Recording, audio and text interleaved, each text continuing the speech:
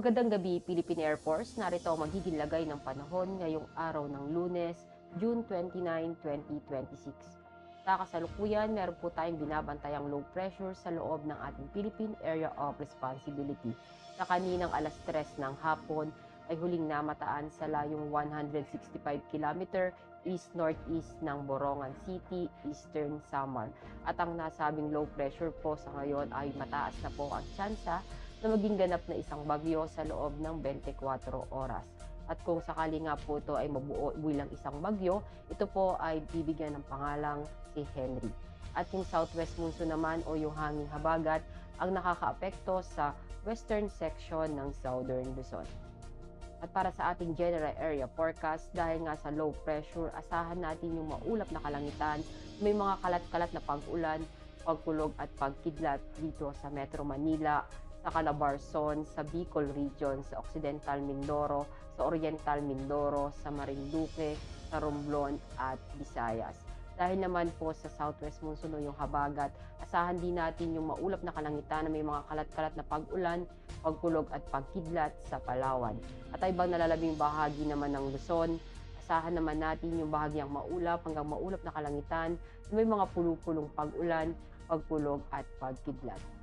At sa Mindanao naman, asahan natin yung bahagyang maulap hanggang maulap na kalangitan na may mga pulupulong pag-ulan, pagkulog at pagkidlat. Para sa magiging lagay ng panahon sa mga susunod na araw, sa Metro Manila, asahan natin sa Miyerkules hanggang Biyernes at Huwebes ang maulap na kalangitan na may mga kalat-kalat na pag-ulan, pagkulog at pagkidlat. At pagsapit ng Biyernes, asahan natin ang bahagyang maulap hanggang maulap na kalangitan na may mga pulupulong pag-ulan, pagkulog at pagkidlat, maging sa Cavite at sa Lipa.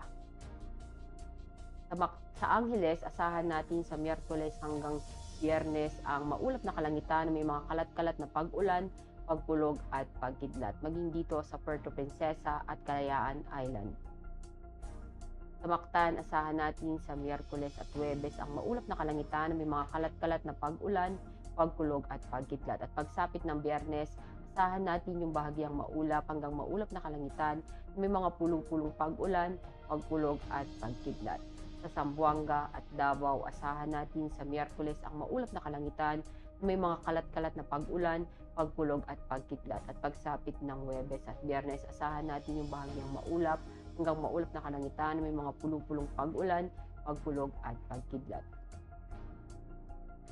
Ang araw ay lumubog ng 6:29 ngayong hapon at sisikat bukas ng 5:30 ng umaga.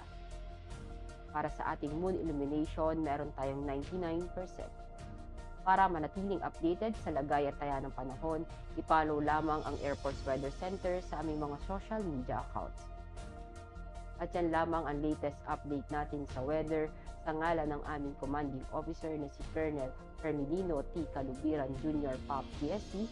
Ako si Staff Sergeant Ashley F. Limakulangan, Philippine Air Force Weather Broadcaster ng Air Force Weather Center. Muli, magandang gabi, Philippine Air Force.